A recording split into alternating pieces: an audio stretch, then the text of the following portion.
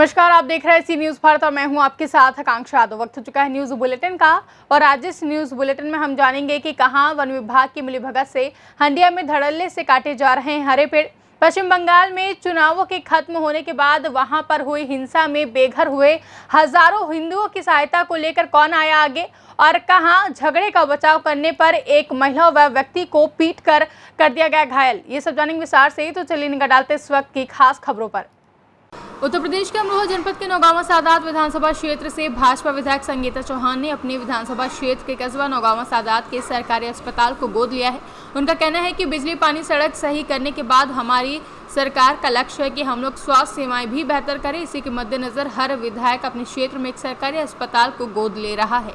स्वास्थ्य सुविधाओं में सुधार हो, इस महामारी ने हमको बहुत कुछ सिखाया है और इसीलिए हर विधायक ने एक CHC गोद ली है। हमने अपनी नौगावा सादात की CHC गोद लेने का विचार किया है और उसके विषय में आज सारे अधिकारियों को बुला के बातचीत किया है ताकि यहाँ पे जल्द से जल्द ऑक्सीजन प्लांट और अन्य कार्यवाही हो सके, बिजली की सुविधा हो सके और सारी सुविधाएं यहाँ की जनता को आराम से मिले। अच्छा मैम, जब से यहाँ पे CHC स्टार्ट हुई है, पिछले DM साहब ने यहाँ पे कुछ डॉक्टरों की पोस्टिंग की थी, लेकिन CMO साहब ने सबको वापस ले लिया है। क्या इनका क्या प्लान है, कुछ समझ नहीं आ रहा। अभी पूरा स्टाफ भी प्रोवाइड होगा और सारी सुविधा होगी। स्टाफ की तो ऑलरेडी पोस्टिंग हो चुकी है, लेकिन ऑलरेडी हमारे पास भी कई सामान है जिसका प्रयोग तभी हो पाएगा जब सारा इंफ्रास्ट्रक्चर होगा। आधे इंफ्रास्ट्रक्चर के साथ कोई अस्पताल चलना भी नहीं चाहिए, मैं मानती हूँ। जिले में अन्य अस्पताल है जो सुविधाएं दे रहे हैं, इसकी जब सुविधाएं अच्छी से कंप्लीट हो तभी कोविड हॉस्पिटल का रूप ले सकता है अच्छे से, और ताकि कोई आदमी आए और उसको तकलीफ ना हो और किसी की जान न जाए बेवजह। अभी इस पे वैक्सीनेशन का काम हो रहा है, OPD चल रही है, लेकिन जो कोविड के लिए से ऊपर बनाया गया है अलग से, उस पर कार्रवाई होगी, पूरा पाइपलाइन बिछेगी, प्रॉपर ऑक्सीजन लगेगी। या अमरोहा से सी न्यूज़ संवाददाता अदनान की रिपोर्ट। यूपी के बुलंदशहर के खुर्जा थाना के अंतर्गत पड़ोस के ही कुछ लोगों ने युवक को रास्ते में रोका और उसके साथ गाली गलौज करने के हाथापाई करने लगे। जहां घटना सुनकर जब युवक के परिवार के लोग भी बचाव करने आए तो उन पर भी लाठी डंडों व ईंट से वार कर दिया, जिसमें लड़के के मामा व मां के सिर पर गंभीर चोटें आ गई हैं। घटना के बाद दोनों को अस्पताल ले जाया गया, जिसमें पीड़ित परिवार वालों ने अस्पताल पर इल्जाम लगाते हुए कहा कि अस्पताल वालों ने मेडिकल करने से मना कर दिया व 10,000 रुपये की डिमांड करने लगे। वहीं जब पुलिस में शिकायत की गई तो चौकी गए तो वहां से भी भगा दिया गया और कोई सुनवाई नहीं की गई है, जिसको लेकर पीड़ित परिवार ने आज SSP ऑफिस में आकर शिकायती पत्र सौंपा है। मेरा 12 साल का भाई है, मुझसे छोटा। वो होली वाले दिन 29 तारीख 3रा महीना 2021 को अपने पापा के पास जा रहा था तो गली के 4 लोगों ने उसे पकड़ लिया गली में। तो गली में उसके साथ गला घोटकर उसके साथ मारा पीटी करने लगे वो चारों लोग। उन चारों का नाम है कालू, राहुल और ओम प्रकाश और सोनू।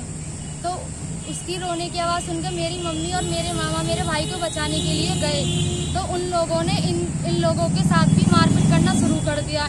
उनकी पत्नी और वो उनके पापा भी सारे बाहर आ गए। मेरी मम्मी के साथ ईंट और डंडों से खूब मारा पीटी करी और मेरे मामा को भी खूब मारा। मेरी मम्मी का सिर फाड़ दिया और मेरे मामा के भी बहुत चोट आई है उन लोगों के। फिर हम पुलिस चौकी में गए थे FIR करवाने तो उन लोगों ने कह दिया कि पहले इनकी डॉक्टरी करवाओ। तो डॉक्टर के पास गए, उन्होंने हमसे 10,000 रुपये मांगे। वो पैसे हमारे पास नहीं थे तो हमने नहीं दिए तो उन्होंने इनके टाँके भरने के लिए मना कर दिया। फिर चौकी इंचार्ज के पास गए तो उन्होंने भी ये कह दिया कि जब तक कुछ नहीं होगा तो इसमें मैं कुछ नहीं लिख सकता। उन्होंने भी हमें वहाँ से भगा दिया, वो भी हमारी कोई सुनवाई नहीं कर रहे हैं।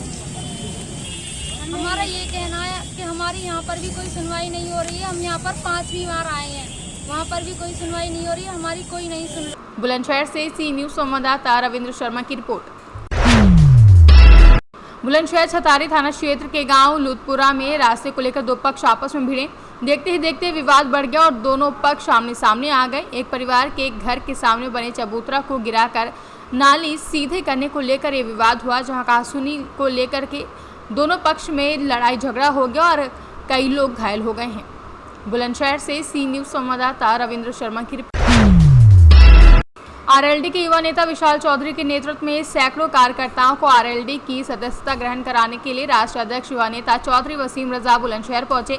जहां विशाल चौधरी ने युवा सम्मेलन एवं सदस्यता अभियान के तहत एक सभा का मध्य गंगा नहर कॉलोनी पर आयोजित किया, जिसमें आरएलडी के वरिष्ठ नेताओं व सैकड़ों कार्यकर्ताओं ने भाग लिया। इस अवसर पर चौधरी वसीम राजा ने भाजपा सरकार पर तंज कसते हुए कहा कि किसान भाइयों को फसलों का सामना मिलने के कारण उनकी हालत बहुत ज़्यादा खराब है, जिस कारण किसान भाइयों के बच्चों के स्कूल की फीस, बिजली का बिल सरकार को माफ़ करना चाहिए।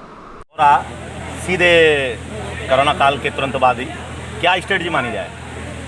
देखिए, उत्तर प्रदेश के अंदर अब चुनावी बिगुल फूट चुका है। युवा राष्ट्रीय लोकदल 2022 की तैयारी के लिए हम नौजवानों को जागरूक करने का काम कर रहे हैं, क्योंकि 5 साल इस सरकार के पूरे होने को है। इस सरकार ने एक भी नौकरी की नियुक्ति किसी नौजवान को नहीं दी है। आज प्रदेश के अंदर नौजवान हताश और निराश है, बेरोजगारी चरम पे है। कोरोना प्रोटोकॉल के तहत हम लोगों ने यहाँ कार्यक्रम 2 जगह रखा है, एक जगह धमेड़ा में है, एक जगह यहाँ है। मैं आपको बता देना चाहता हूँ, योगी सरकार पूर्ण रूप से फेल और उत्तर प्रदेश की स्वास्थ्य सेवाएं पूर्ण रूप से ध्वस्त है, क्योंकि आज हमने अपनों को खोया है। इस दुख को हम जानते हैं, महसूस करते हैं। अस्पतालों के पास न दवाई थी, न डॉक्टर थे, न ऑक्सीजन थी। ऑक्सीजन की कमी के कारण जो हम लोगों ने कोरोना काल में दुख झेले हैं, ये आप सब लोग भली भांति जानते हैं। 2022 का इलेक्शन आप सपा पार्टी के साथ गठबंधन में आ रहे हैं या इंडिपेंडेंट लड़ेंगे? निश्चित रूप से हमारा गठबंधन है। हम समाजवादी के गठबंधन साथी हैं। हम और समाजवादी पार्टी मिलकर भारतीय जनता पार्टी को उखाड़ने का काम करेंगे। किसान आंदोलन पर क्या कहेंगे? वर्तमान में बिल्कुल शिथिलता पड़ गया है, टिकट कहते हैं तो मेरा ही है बस, सिर्फ चौधरी साहब का नाम नहीं लेते। किसान आंदोलन किसानों का है, ना कि किसी और का है। उसमें हम सब लोग शामिल हैं। आदरणीय राष्ट्रीय अध्यक्ष श्री जयंत चौधरी जी ने 6 महीने पूर्ण होने पर यह घोषणा की थी कि राष्ट्रीय लोकदल का एक एक कार्यकर्ता इस किसान आंदोलन में साथ है। और भारतीय जनता पार्टी ने 400 से अधिक किसान जो शहीद हुए हैं, ना उन्हें शहीद का दर्जा दिया, ना कहीं संवेदना दी और ना कोई मुआवजा दिया। हम मांग करते हैं शहीद किसानों को 1-1 करोड़ रुपए सरकार को देने चाहिए। अध्यक्ष जी, बहुत सारे सैकड़ों लोगों ने आज पार्टी को ज्वाइन किया है, जिलाध्यक्ष की भी ये घोषणा हो गई या नहीं? बहुत जल्द होगी, उस पर विचार विमर्श होगा, राष्ट्रीय नेतृत्व से बात होगी। बुलंदशहर से सी न्यूज संवाददाता रविंद्र शर्मा की रिपोर्ट। दुमका जिले के शिकारीपाड़ा थाना क्षेत्र के पत्थर औद्योगिक क्षेत्र का दौरा संथान परगना के पुलिस उप महानिरीक्षक सुदर्शन मंडल, एसडीपीओ नूर मुस्तफ़ा तथा पुलिस टीम ने किया, जहां बाद में पत्रकारों से बातचीत करते हुए डीआईजी सुदर्शन मंडल ने कहा कि शिकारीपाड़ा थाना क्षेत्र में आर्थिक अपराध एवं अवैध परिवहन की सूचना मिलती है, जिसके लिए आज खनन क्षेत्र में गए थे। बताते चले कि पूछे जाने पर क्षेत्र में किस तरह का आर्थिक अपराध कायम है, तो डीआईजी सुदर्शन मंडल ने कहा कि अवैध माइनिंग एवं परिवहन पर रोक लगाने के लिए प्रत्येक जिला में टास्क फोर्स गठित की गई है, जिसमें एसडीपीओ, एसडीओ, डीपीओ तथा जिला खनन पदाधिकारी की सदस्यता है। आज पूरे संथाल परगना में जो उद्योग धंधे चल रहे हैं, प्लस जो अपराध का जो रिकॉर्ड है उसका आप निरीक्षण करने के लिए आए हो, क्या मिला? नहीं, हम तो आए थे कि ये जो इलीगल ट्रांसपोर्टेशन हो रहा है उसके संबंध उसके ऑब्जर्वेशन के लिए इलीगल ट्रांसपोर्टेशन कहाँ से कैसे हो रहा है इसके बारे में कुछ एक जगह 1-2 जगह जा पाए, बारिश की वजह से हम जो इलीगल माइनिंग एरिया है वहाँ नहीं जा पाए। क्या रिपोर्ट अब तक आपको मिल पाया है सर? क्या सूचना है? ये जो यहाँ पे तो इलीगल एक्टिविटी है ही, आर्थिक अपराध का तो हो ही रहा है, और आर्थिक अपराध पे ही रोकथाम हो गया है। किस तरह का आर्थिक अपराध है और इसको रोकने के लिए क्या वैकल्पिक उपाय आप लोग तैयार किए हैं? रणनीति अभी जब तक हम पूरी तरह से स्थल वेरिफिकेशन नहीं कर पाएंगे तब तक ये बताना मुश्किल है कि उसमें कि क्या क्या कार्रवाई की जा सकती है। दुमका से सी न्यूज संवाददाता सद्दाम हुसैन की रिपोर्ट। ललितपुर जिले के पंचायत थाना का उप स्वास्थ्य केंद्र है, जो कई वर्षों से बीमार है और अपनी बदहाली पर आंसू बहा रहा है। दरअसल आज सी न्यूज भारत की टीम तालबेहट ब्लॉक के ग्राम पंचायत थाना पहुंची, जहां लगभग बड़ी तादाद की आबादी है। हमारी टीम को पता चला कि गांव का उप स्वास्थ्य केंद्र विगत कई वर्षों से बंद पड़ा है। इमारत जर्जर हालत में है। जब टीम द्वारा इसकी पड़ताल की गई तो देखा गया कि केंद्र पर तो ताला लटका हुआ है, तो वहीं इमारत भी जर्जर है और अंदर के कमरों में गंदगी का अंबार लगा हुआ है। गेट आधे अधूरे पड़े हैं। जहां ग्रामीणों ने बताया कि जब प्रसव के लिए महिलाओं को यहां लाया जाता है तो ताला लटका देख रात्रि में सामुदायिक स्वास्थ्य केंद्र तालबेहट या फिर झांसी निजी अस्पताल में भेजा जाता है। ऐसे में सवाल खड़ा होता है कि इतनी बड़ी ग्राम पंचायत में उपस्थित केंद्रों की ये हाल आखिर क्यों है और इसका जिम्मेदार कौन है। जी, आपके यहाँ स्वास्थ्य केंद्र बना है, क्या हालात हैं इसके? अभी 10-15 साल से ऐसे ही जुड़ रहे, बीमार हो जा सुताल बैठ कर ललक पर भागे यहाँ से, कौन दवाई डॉक्टर नहीं आते हैं आपको? नहीं आते, जब से बना है ऐसे ही पड़ा हुआ है। ऐसे ही पड़ा हुआ। आप लोगों ने कई बार शिकायत की शासन से? करी है। थाना गाँव आजादपुरा। जी, आपके यहाँ स्वास्थ्य केंद्र बना है, क्या हालात हैं इसकी? उसकी हालत बुरी है, उसमें गेट कुछ नहीं है और कुत्ता बिल्ली उसमें निवास कर रहे। कब बना था और डॉक्टर आते हैं या नहीं आते हैं? नहीं, कभी नहीं आते। कभी नहीं आए। कितने वर्ष पहले बना था जी? ये कोई 7-8 वर्ष पहले। जब से ऐसे ही पड़ा हुआ है, जी। स्वास्थ्य विभाग से कोई नहीं आता? नहीं। आपका ये स्वास्थ्य केंद्र बना है जी, कब बना था और क्या हालात है इसके? इसको 6-7-8 साल हो गए बने हुए, निर्माण हुए। इसमें कोई डॉक्टर, कोई स्टाफ शुरू से ही नहीं आया। एक शराबियों जुआड़ियों का अड्डा बन गया है, जो कि पूरी इसकी हालत देख चुके हैं आप लोग। मतलब गरीब लोगों को इतनी परेशानी होती है कि स्वास्थ्य के लिए झांसी या ललितपुर तालबेहट जाना पड़ता है गरीब आदमियों के लिए। इधर की ललितपुर से सी न्यूज़ संवाददाता देवेंद्र यादव की रिपोर्ट।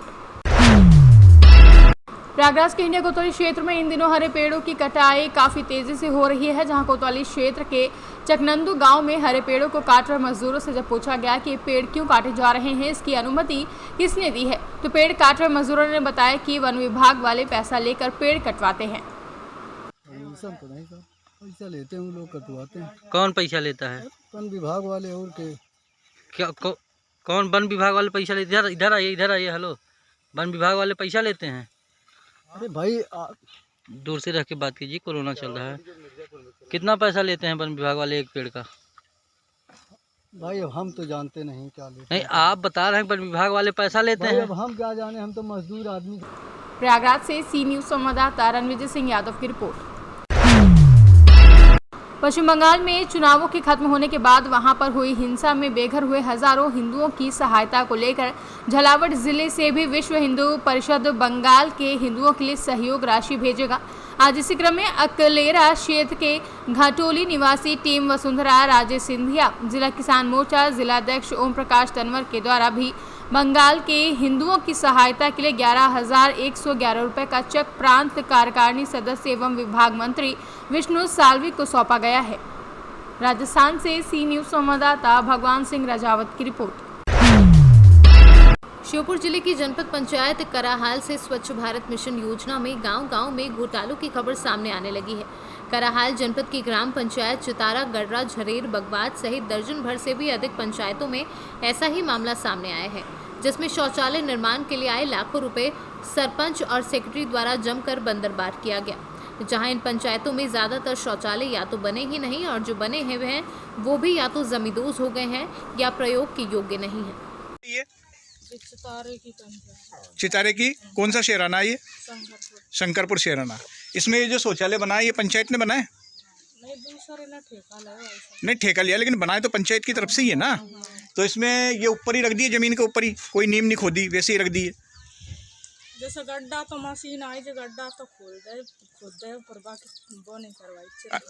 अच्छा, गड्ढे को मतलब गड्ढा खोद गए, लेकिन उसको गड्ढे को बनवाया नहीं। हाँ, पक्के में बढ़िया नहीं करवाई। बढ़िया नहीं करवाई, केवल गड्ढा जेसीबी से खोद के बस हो गया काम, पाइप दे दिया उनने। तो अभी इनका उपयोग कर रहे हैं आप लोग? नहीं, अब तो ठेकावार है, जाने दे करवा सकते। आप इनका उपयोग कर रहे हैं, इसमें लेटरिंग वगैरह जाते हैं क्या? नहीं जाते। लेटरिंग नहीं जाते आप, और जाओगे कैसे उसमें? नहीं, वो गड्ढा मतलब पक्को हो जाओगे, प्लान हो जाएगा, तो जाएंगे तभी जाओगे, नहीं तो वैसे कैसे लेटरिंग जाओगे। पूरी से सी न्यूज़ संवाददाता शिवम की रिपोर्ट। जिला कांग्रेस कमेटी ने आज केंद्र की मोदी सरकार के द्वारा की जा रही रिकॉर्ड तोड़ भारी पेट्रोलियम मूल्य वृद्धि के विरोध में आज श्योपुर जिला मुख्यालय पर कांग्रेस ने जिला कांग्रेस अध्यक्ष अतुल चौहान की अगुवाई में 1 किलोमीटर मार्च निकालकर विरोध प्रदर्शन किया, जिसमें मोदी सरकार पर प्रतीकात्मक तंज के रूप में ठेले पर मोटरसाइकिल पर ग्लूकोज लाइन चढ़ाकर रैली निकाली तथा बीपी इंस्ट्रूमेंट से बीपी मोटरसाइकिल का नापा, जो पेट्रोल के तेज दामों में शून्य था, तथा कांग्रेस जनों ने डॉक्टरी स्टेथोस्कोप से बाइक की धड़कन भी नापी तो वो भी पेट्रोल के दामों की मूल्य वृद्धि से शून्य हो गई। कांग्रेस जनों ने भाजपा सरकार के विरोध में पेट्रोल पंप पर जोरदार विरोध प्रदर्शन किया।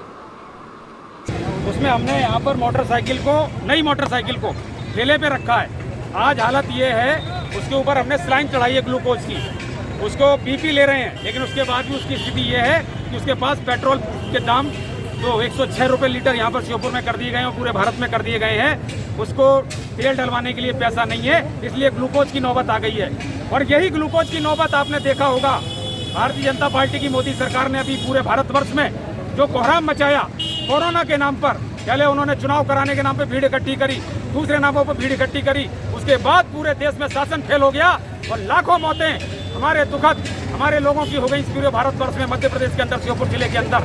लेकिन उसके बाद भी भारतीय जनता पार्टी की सरकार ना उनको ऑक्सीजन दे पाई, ना इंजेक्शन दे पाई, ना बेड दे पाई, ना डॉक्टर दे पाई। तो निश्चित रूप से आज उसके बीच में जब कोरोना की आर्थिक रूप से पूरी तरह देश टूटा हुआ है, किसान टूटा हुआ, आमजन टूटा हुआ, छात्र टूटे हुए हैं, उस बीच में मोदी सरकार ने 106 रुपये लीटर पेट्रोल बिकवा दिया, डीजल 99 रुपये लीटर बिकवा दिया।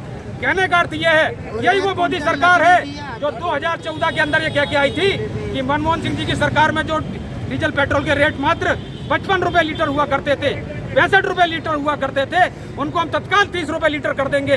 लेकिन आप देखिए, उस वक्त डॉलर के रूप में ज्यादा तेल यहाँ पर महंगाई के रूप में आता था विदेश से, लेकिन आज मात्र 147 डॉलर बैरल और आज में मात्र 68 डॉलर बैरल है। उसके बावजूद भी यहाँ पर इतने 106 रुपये लीटर और 100 रुपये लीटर डीजल हो गया है। इसमें साफ दिखाई दे रहा है ये सरकार अडानी अंबानी के एसआर और रिलायंस पेट्रोल पंप को जीवित करने के लिए, उनके पेट्रोलों को बिचवाने के लिए, उनकी रिफाइनरी को महंगा बिचवाने के लिए इस देश में पूरी तरह से उनके लिए तुली हुई है।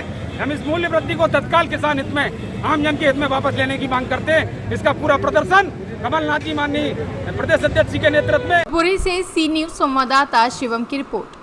फिलहाल के लिए न्यूज बुलेटिन में बस इतना ही। देश और दुनिया की तमाम बड़ी खबरों के लिए देखते रहें सी न्यूज भारत।